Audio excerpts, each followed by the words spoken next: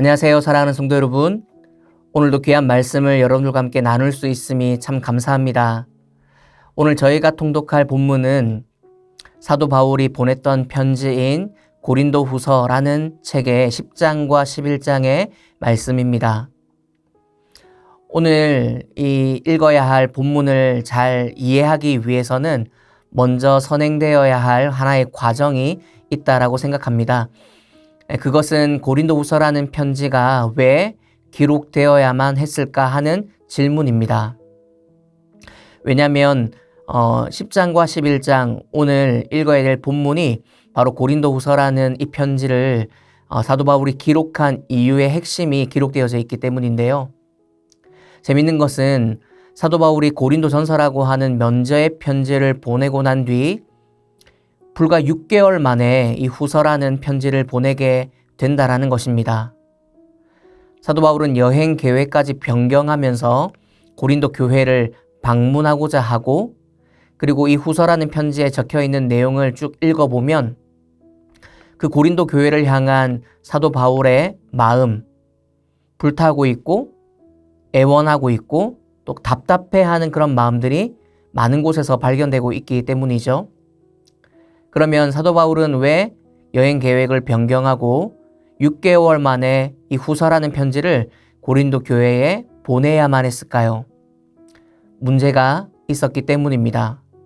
그것은 바로 사도 바울의 영적인 권위에 대한 도전, 공격이 있었다라는 것이었고, 그런 대적자들, 거짓 사도라고 불리는 그 대적자들이 고린도 교회를 많이 혼란케 했다라는 이유 때문이었죠. 그러니까 고린도후서라는 이 편지의 목적은 사도로서 그의 직무와 권위에 대한 변호하는 것, 이것이 큰 이유였습니다.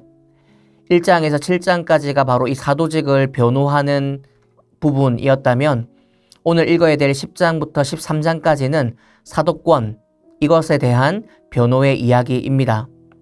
오늘 저희가 읽어야 될 10장의 말씀을 읽어보게 되면 고린도 교회 성도들에게 사도 바울은 경고의 메시지를 주고 있습니다.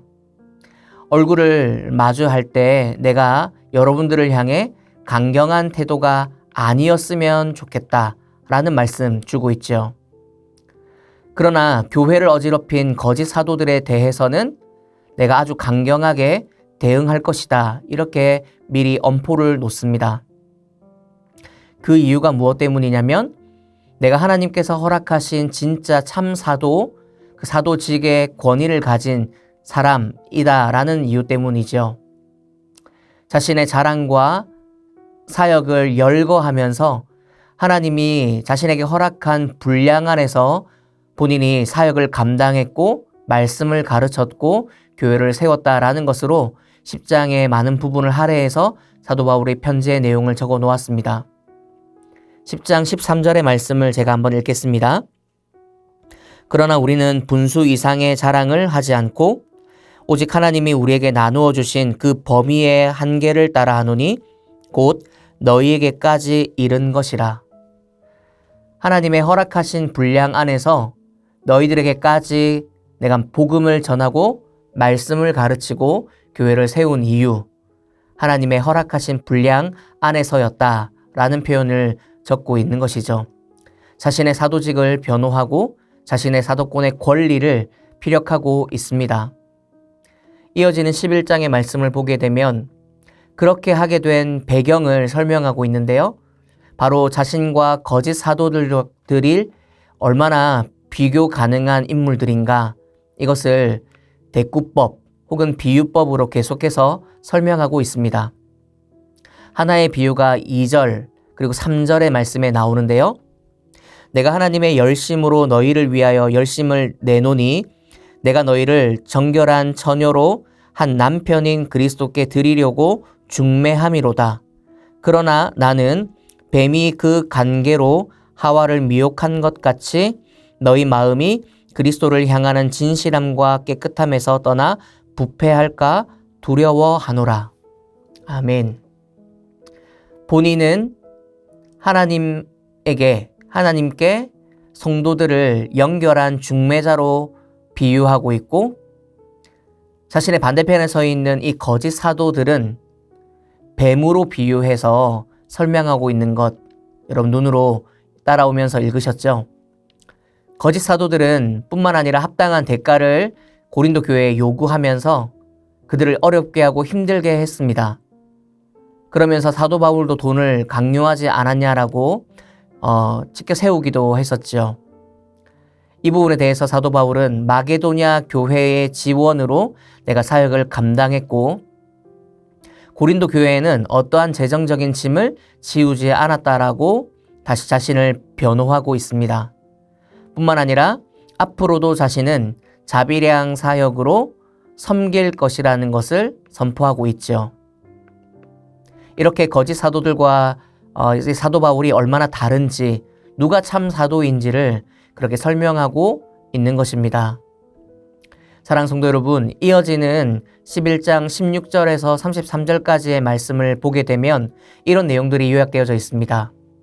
거짓 사도들을 용납하는 고린도 교인들, 그 어리석음을 책망하고 있고 뿐만 아니라 그들과 비교할 수 없는 사도 바울의 본인의 우월성, 그 우월성을 강조하고 있습니다.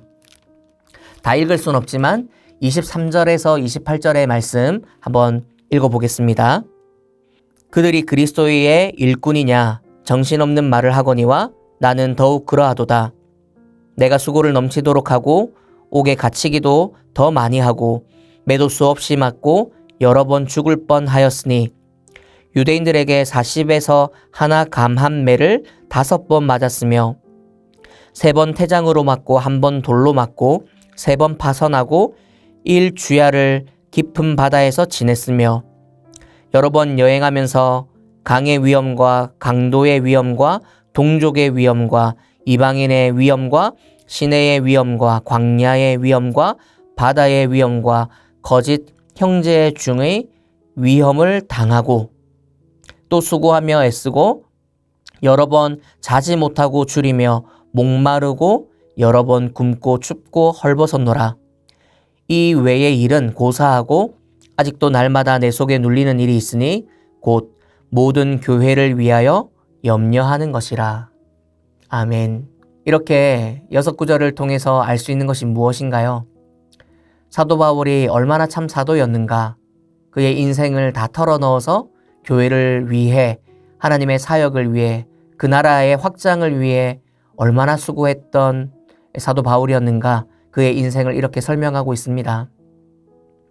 사랑하는 성도 여러분, 오늘 고린도후서 10장과 11장 이 내용은 문제가 생긴 고린도 교회, 그 교회를 향한 사도 바울의 책망, 경고의 메시지입니다. 왜냐하면 영적으로 거짓 사도들을 용납하고 그들에게 마음을 빼앗겨버린 성도들이 있었기 때문이죠. 그 거짓 사도들을 가만두지 않을 것, 그 성도들을 향해서도 정신을 차리게 경고의 메시지를 던지고 있는 그 편지의 내용이 바로 10장과 11장입니다. 그것을 자신이 참 사도임을 피력하며 거짓 사도들과의 차이를 설명함으로 비유하고 있습니다. 고린도 교회를 어떻게 섬겼는지, 자신이 왜 참된 사도인지를 변호하고 있는 이 장면, 이 2장의 말씀을 통해서 우리는 사도 바울의 그 섬김, 교회를 사랑한 그 열심과 섬김, 그리고 하나님의 사역에 충성을 다했던 사도 바울을 우리는 본받을 수가 있습니다. 묵상 가운데 그런 은혜가 저와 성도님들의 삶과 묵상의 시간 가운데 가득하기를 축복합니다. 기도하겠습니다. 사랑하는 하나님, 영적으로 흔들리고 있는 고린도 교회를 향해서 사도 바울의 쓴소리가 편지를 통해 울려 퍼집니다. 당장이라도 달려가서 소리치고 싶은 답답한 마음이 보여집니다.